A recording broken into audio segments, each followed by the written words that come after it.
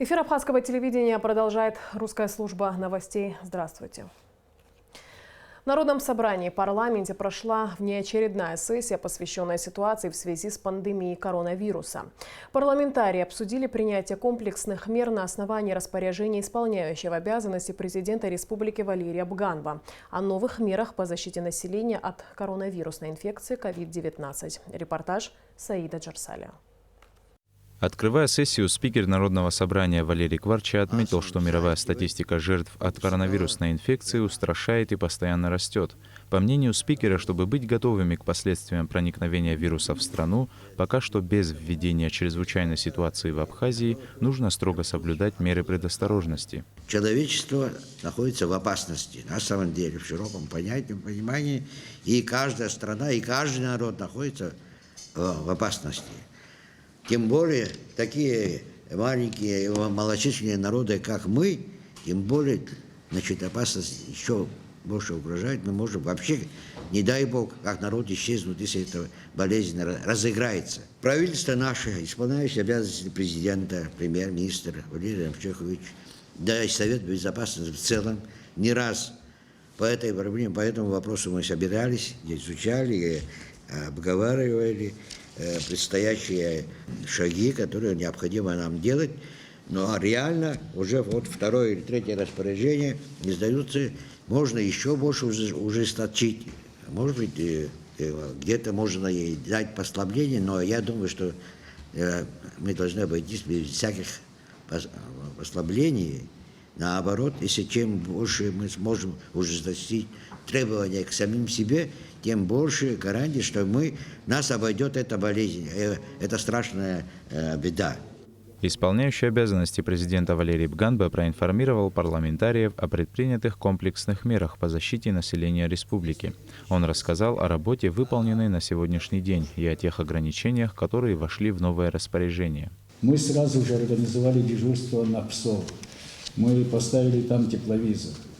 За это время несколько десятков, наверное, было возвращено в Российскую Федерацию лиц, которые шли сюда с высокой температурой. Мы их попросили, естественно, они вернулись. Те лица, граждане Абхазии, которые возвращались также с высокой температурой, естественно, уже попадали в объятия Минздрава и проводили с ними необходимую работу. В распоряжении мы закрываем рынки как один из самых серьезных источников большого скопления людей и возможного, не дай бог, распространения болезни. Мы закрываем общественный транспорт, и это, конечно, вызовет большие неудобства, но это тоже один из самых серьезных источников распространения болезни. Мы школы закрыли уже давно, мы закрыли детские садики. Мы сегодня рекомендуем всем нашим органам управления на местах, органам управления центральным, задействовать минимальное количество людей, чтобы все остальные были дома. По словам Бганба, в республике есть зарезервированный запас лекарственных средств. Также он отметил, что в период карантина все продовольственные магазины во всех городах будут работать, а силовые структуры и госстандарт будут следить за незаконным повышением цен на товары первой необходимости, в том числе продукты питания. Валерий Бганба обратился к депутатам с просьбой помочь руководству страны в работе с населением, так как, несмотря на запреты, у многих граждан в планах проведения торжественных мероприятий. Люди во время карантина, не понимая серьезности ситуации, не остаются дома, проводят большое количество времени на улице и посещают места большого скопления людей. В свою очередь, министр здравоохранения и социального обеспечения сообщил, что пока у всех граждан с подозрительными симптомами на коронавирусную инфекцию результаты тестов отрицательные. Тамас Цахнакия также рассказал о готовности медучреждений Абхазии к приему заболевших коронавирусной инфекцией. Мы, руководствуемся критериями ВОЗ в плане диагностики. Там четко расписано, какие критерии, каких пациентов направлять на вот эти исследования. Поэтому это вот первая партия, которая нам предоставлена, она на первом этапе будет нам достаточно, поскольку тест-системы приобрести невозможно сегодня, они не продаются. то будем исходя вот из нашей потребности. Подчеркиваю, лаборатория бактериологическая, она в очень хорошем состоянии. У нас достаточно оборудования, чтобы проводить эти исследования. И есть вот 12 специально обученных врачей-лаборантов, микробиологов, вирусологов, которые будут при необходимости работать и в круглосуточном режиме, если такой вопрос встанет. Депутаты Народного собрания поддержали распоряжение о новых мерах по защите населения и высказали свое мнение по этому поводу. Некоторые депутаты попросили внести небольшие изменения в пунктах. Пункт номер 2. Убрать слово «корпоративных». Написать так: запретить проведение в Республике Абхазия торжественных и траурных мероприятий. Вот внести, попросите наше информагентство внести, а потом на эту тему присесть серьезно. И завтра это будет, и послезавтра это будет. Это то, что обязательно будет собирать много людей. Убрияхабхам хашапа, нас телехубшала из Сымша Халасважира, Риастара, Гагирски, я думаю, будет польза. Александр Анкваб также отметил, что необходимо информировать население республики через все СМИ и телевидение. Нужно пошагово объяснять, что и как делать в случае проникновения коронавирусной инфекции в страну, отметил он. Саид Джарсали, Алексей Баструков, Абхазское телевидение. Сегодня же депутаты Народного собрания парламента Абхазии сделали обращение к народу республики с просьбой воздержаться от лишних контактов, без необходимости не выходить из дома, соблюдать правила личной гигиены и при малейших симптомах недомогания срочно сообщить об этом медикам. Депутаты уверены, что общими усилиями удастся преодолеть возникшие трудности и предотвратить появление коронавируса в нашей стране, и просят с пониманием отнестись к введенным руководством страны ограничительным мерам.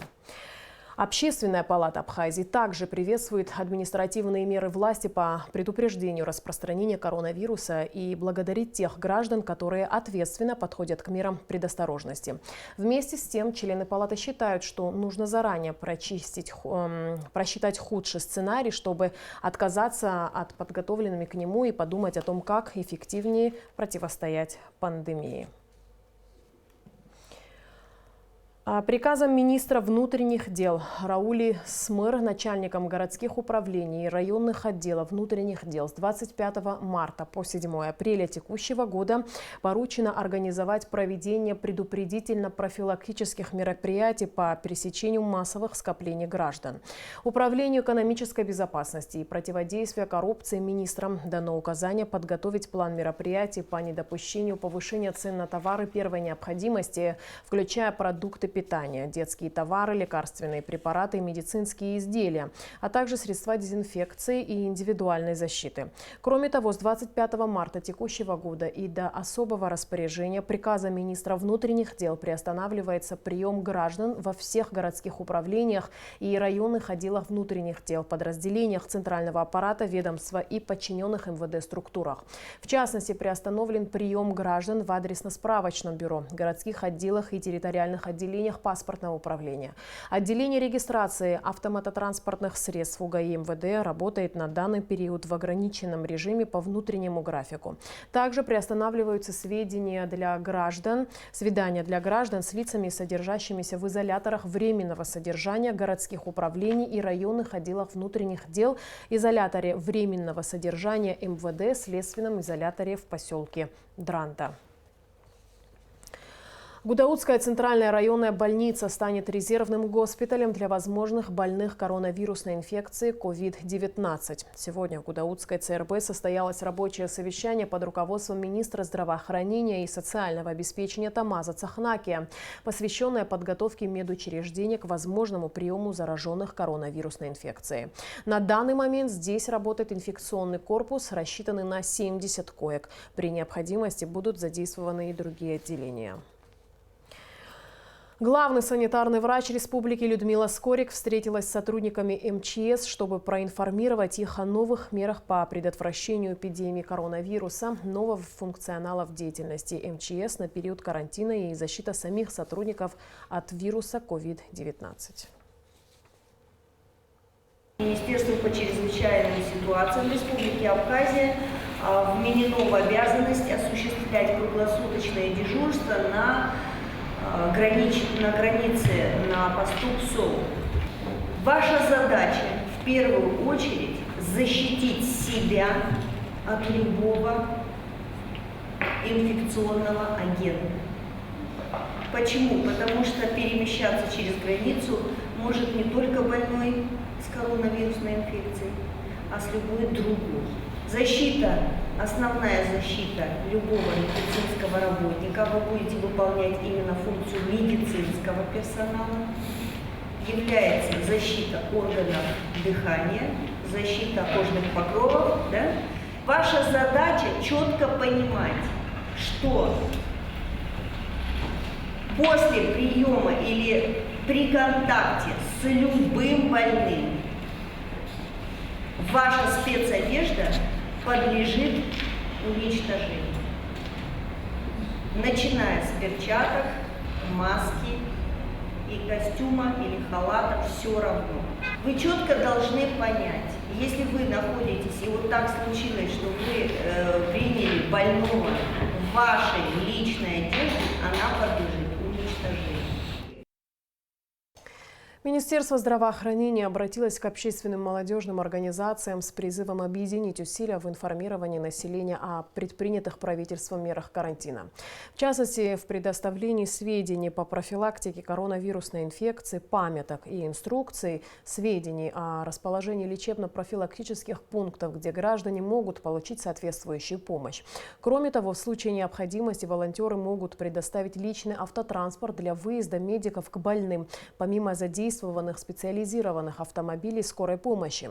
При этом на данный момент в городе Сухум и в каждом районе Абхазии созданы медицинские бригады, ориентированные непосредственно на оказание медпомощи с выездом на дом.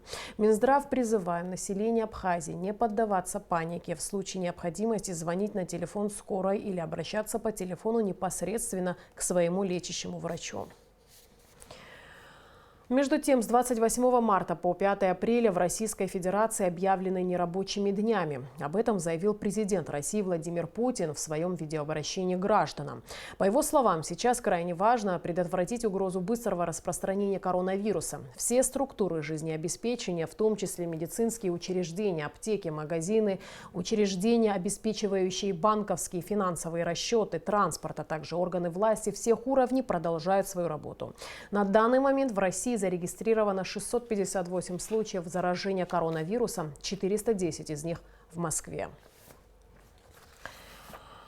Распространение в мире коронавирусной инфекции и ограничительные меры, введенные в Абхазии с целью защиты населения – тема сегодняшнего прямого эфира, который начнется сразу после информационного выпуска Амши Экшара.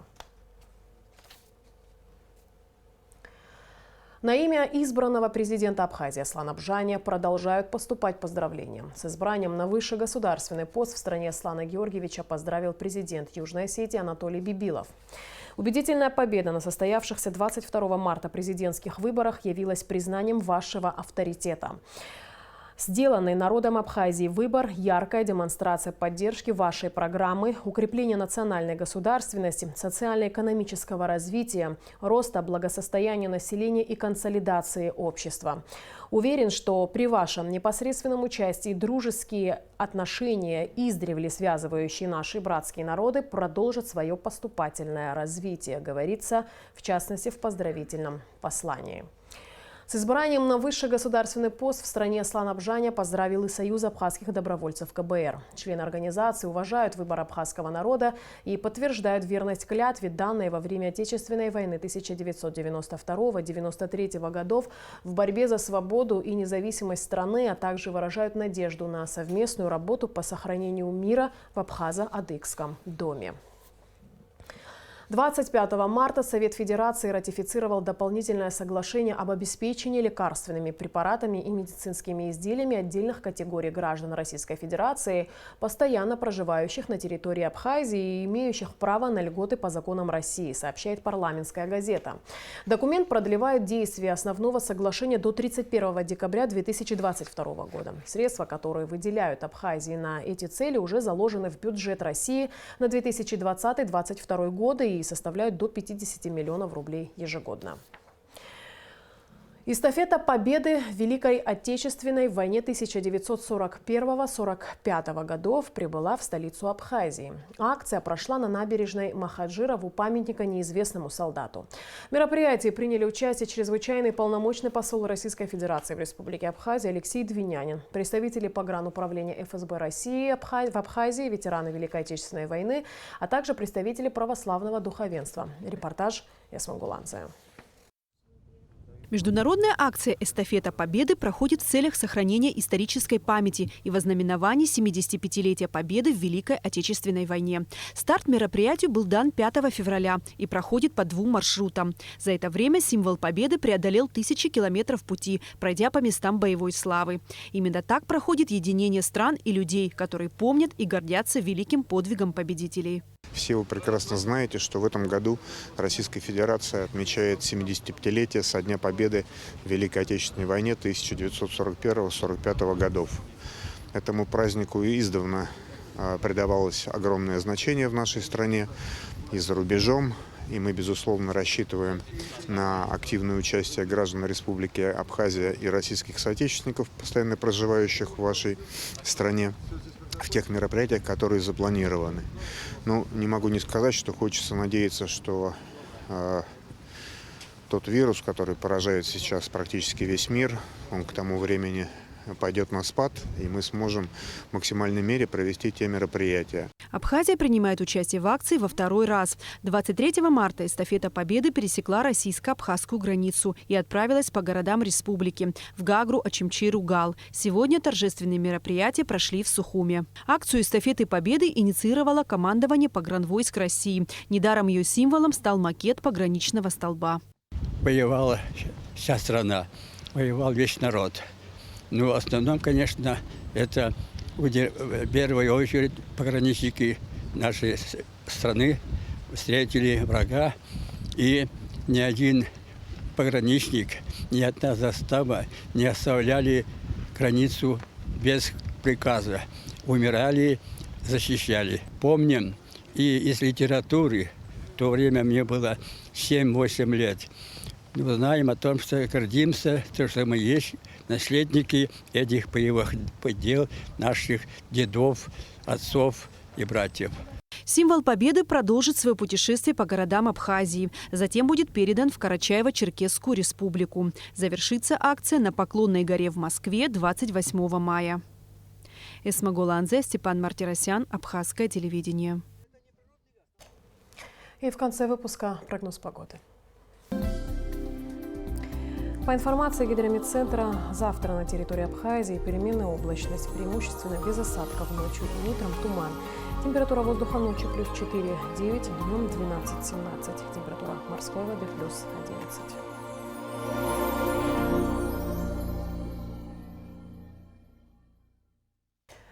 На этом наш выпуск завершен. Всего доброго и до встречи в эфире.